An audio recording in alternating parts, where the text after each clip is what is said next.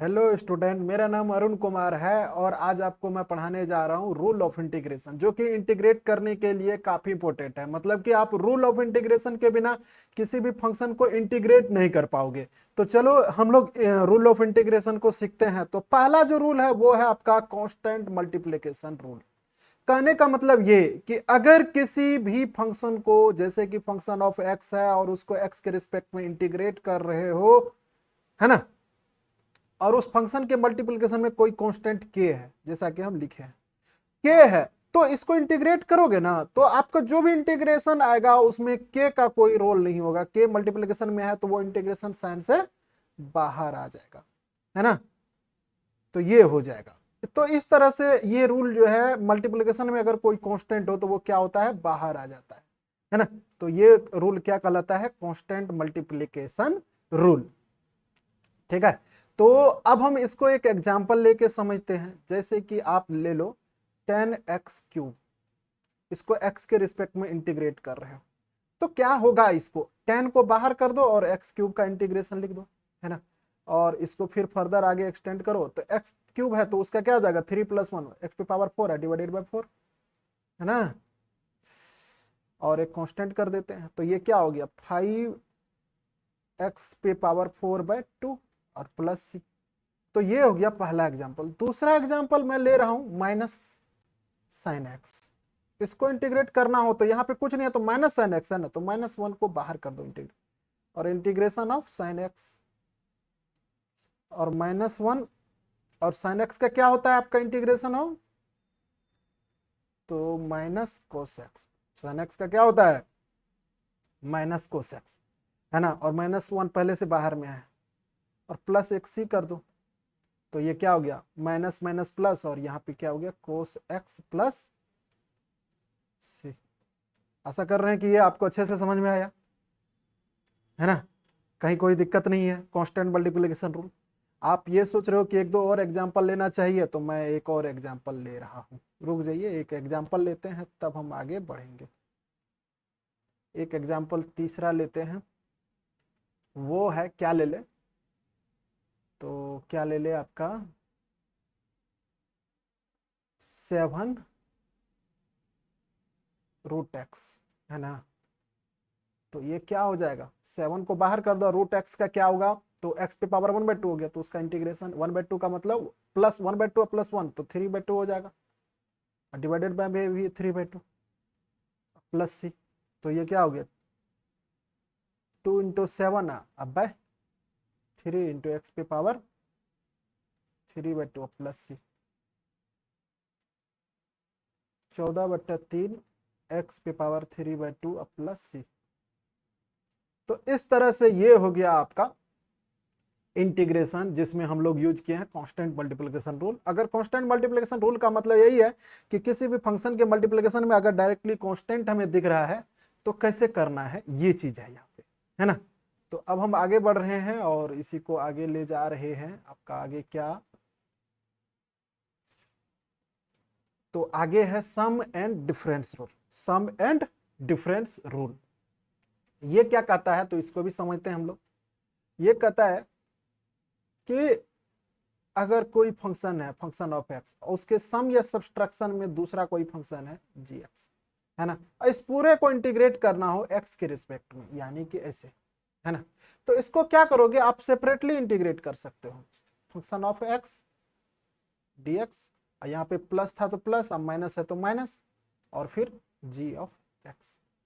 कहने का मतलब ये कि दो फंक्शन अगर सम या डिफरेंस के फॉर्म में हो तो दोनों को सेपरेटली इंटीग्रेट कर सकते हो, है ना। जैसा कि डिफरेंशिएशन में रूल था वैसा ही है यहाँ पे, कोई दिक्कत तो नहीं है इसमें। अच्छा, तो इसमें एक एग्जांपल मैं ले रहा हूं आपको, जैसे कि sin x अब माइनस क्या ले ले, -x का इंटीग्रेशन। एक एग्जांपल मैं ले रहा हूं, तो एफ एक्स की जगह पे sin x है और x की जगह पे क्या है, सॉरी जी एक्स की जगह पे क्या है, x है।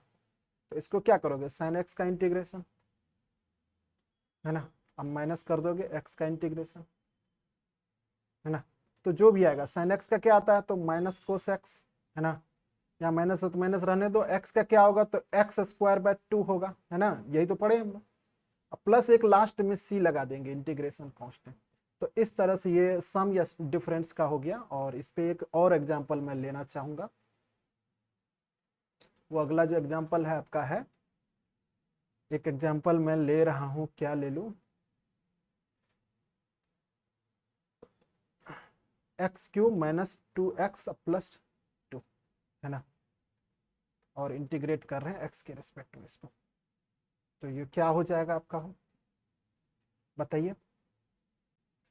तो इसका क्या हो जाएगा, सेपरेटली करोगे तो एक्स पे पावर 3 का क्या हो जाएगा, 3 + 1 4 डिवाइडेड बाय 4। और ये 2 बाहर मल्टीप्लिकेशन में है कांस्टेंट, तो बाहर कर दिया। और एक्स का क्या हो जाएगा, x²/2। और ये 2 बाहर, और यहाँ पे कुछ नहीं है तो dx कर दो, है ना। और एक ही चूंकि दो को इंटीग्रेट कर देते कांस्टेंट लगा देते हैं c'। और ये क्या हो गया, x पे पावर 4/4। और यहाँ पे क्या हो गया, x²। और ये क्या हो गया, कुछ नहीं है तो x पे पावर 0 है, x पे पावर 0 का मतलब x। तो x पे पावर 0 का इंटीग्रेशन क्या होगा, x पे पावर 1, है ना। तो ये हो गया 2x। और यहाँ फाइनल इंटीग्रेशन कांस्टेंट लिख दो c। तो इस तरह से ये हो गया सम एंड सब्सट्रैक्शन रूल। आशा कर रहे हैं कि ये रूल भी आपको समझ में आया। देखो इसमें मैं मल्टीप्लिकेशन वाला प्रॉपर्टी भी यूज किया हूं और एडिशन सब्सट्रैक्शन वाला भी प्रॉपर्टी यूज किया हूं। आशा कर रहा हूं कि ये आपको अच्छे से समझ में आया, इसमें कहीं कोई दिक्कत नहीं है, कहीं कोई कंफ्यूजन नहीं है। अगर नहीं है तो हम लेट क्यों करें, चलिए हम आगे बढ़ते हैं। और है कुछ integration of some important function, जैसे कि आपको दिया रहे कि sin ax प्लस बी को इंटीग्रेट करना है x के रिस्पेक्ट में, तब कैसे करोगे, ऐसे क्वेश्चन को कैसे करोगे, है ना, क्या होगा इसका इंटीग्रेशन। तो सबसे पहले क्या करोगे आप जानते हो, इस पूरे पोर्शन को जो है t मान लोगे, let t equals to ax plus B. और dt/dx निकालोगे, dt/dx निकालोगे तो ax का क्या हो जाएगा, x का 1 हो जाएगा, और b कांस्टेंट है तो ये 0, है ना। तो dt इक्वल्स टू क्या हो गया, a dx, है ना। ये चीज यहाँ पे हम रिप्लेस करेंगे dx को, इसको आप फर्दर ये भी लिख सकते हो, dx इक्वल्स टू क्या हो गया, dt/a, है ना। तो हम इसमें क्यों ना हम dx की वैल्यू पुट कर दे और t को जो माने हो वो पुट कर दे। तो इसलिए क्या हो जाएगा आपका sin ax प्लस बी, पूरा क्या हो जाएगा, ax प्लस बी को t माने हो तो sin t हो गया। और ये क्या है, dx को क्या होगा तो dt/a, है ना। तो वो a जो है मल्टीप्लिकेशन या डिवीजन में, या तो कहो कि डिवीजन में a है, या कहो 1/a मल्टीप्लिकेशन में है, तो उसको तो 1/a को बाहर कर दो इंटीग्रेशन से। और ये क्या हो जाएगा, साइन का क्या हो जाएगा, माइनस कोस t, है ना। तो और ये एक इंटीग्रेशन कांस्टेंट c लगा दिए, कोई कंफ्यूजन तो नहीं है, नहीं है तो अब ये क्या हो गया माइनस। और देखो कोस t तो कोई है नहीं क्वेश्चन में, t तो अब क्या माने हो ax प्लस बी, तो रिप्लेस कर दो, अब इंटीग्रेट हो गया तो ax प्लस बी, है ना, और डिवाइडेड बाय में a, और ये इंटीग्रेशन कांस्टेंट c। आशा कर रहे हैं कि ये इंटीग्रेशन आपको समझ में आया अच्छे से, है ना। तो एक और हम इसी पे लेते हैं, जैसे कि आपका दूसरा लेते हैं, integration of 1/3x minus 5 with respect to x, है ना। इसको करोगे कैसे, तो इसको फिर वही काम करना है, let t equals to 3x minus 5, ताकि हमारा इक्वेशन सिंपल हो जाए। तो dt/dx क्या हो जाएगा आपका 3, है ना। तो आपका ये क्या हो गया, dx क्या हो गया हो dt/3। अब हम ये इक्वेशन को लिख रहे हैं, इस इक्वेशन को नीचे लिखो। तो क्या माने हो 3x माइनस 5, तो 1/t हो गया, वो 3x माइनस 5 को t माने हो। और dt की वैल्यू क्या हो जाएगी, तो dt/3। अब ये क्या हो गया, 1/3 बाहर कर दो, और 1/t का इंटीग्रेशन क्या होगा, 1/x का आपका बताए थे कि log x होता है, तो 1/t का क्या हो जाएगा log t, है ना। सब कुछ तो वैसा ही है, तो log t बेस e होना चाहिए प्लस c। तो 1/3 और log t के जगह पे क्या पुट करोगे आप, हो 3x माइनस 5, है ना। तो ये हो गया आपका इंटीग्रेशन कुछ इंपॉर्टेंट का। और भी अगर मन कर रहा है तो एक और कर सकता हूं मैं, है ना। सॉरी, एक और मैं कर सकता हूं, आपको मैं करके दिखा दे रहा हूं।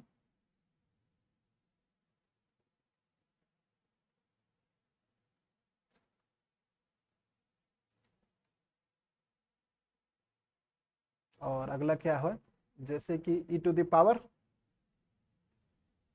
तीसरा E to the power A X plus B को एक्स के रिस्पेक्ट में इंटीग्रेट करो, तो क्या हो जाएगा। तो सबसे पहले ए एक्स प्लस बी को क्या मानोगे, टी, और ये D T by D x क्या हो जाएगा आपका, हो तो ए हो जाएगा, है ना। अब ये चीज मान लिए हो तो इसको ऊपर वाले इक्वेशन में पुट करो, तो ये क्या हो जाएगा, ई टू द पावर टी, और डी टी डी एक्स की वैल्यू क्या हो जाएगा, डी टी बाई ए, जैसा पहले किया है ना। और ये 1/a और E to the power T और एक कॉन्स्टेंट। अब टी को रिप्लेस कर दो, 1/a और E to the power A X plus B, है ना, और प्लस इंटीग्रेशन कांस्टेंट सी। तो इस तरह से ये हो गया आपका इंटीग्रेशन कुछ इंपॉर्टेंट फंक्शन का।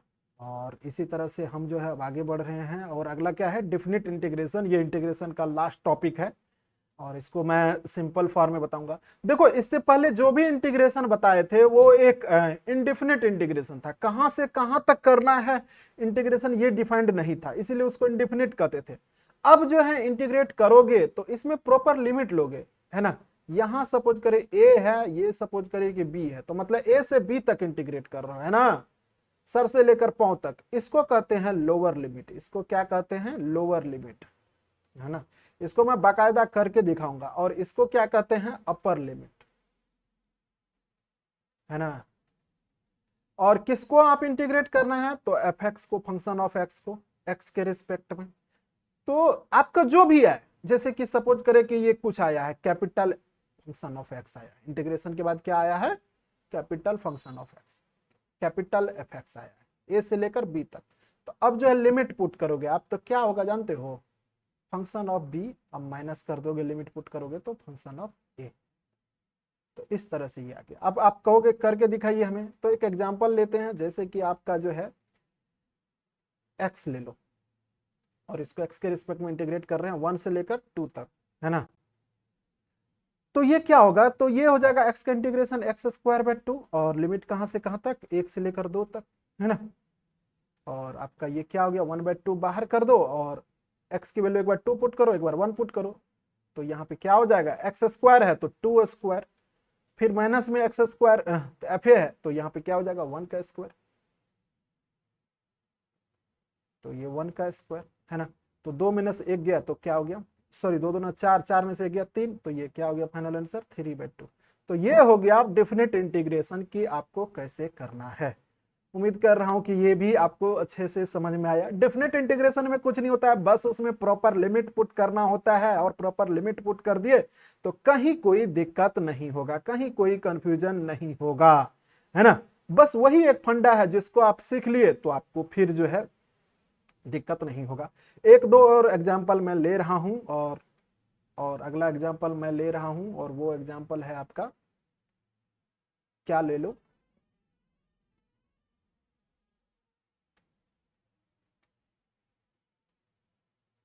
अगला एग्जाम्पल आपका मैं ले रहा हूं, वो है साइन एक्स डी एक्स, और 0 से लेकर π/2 तक इसको इंटीग्रेट करना है ना।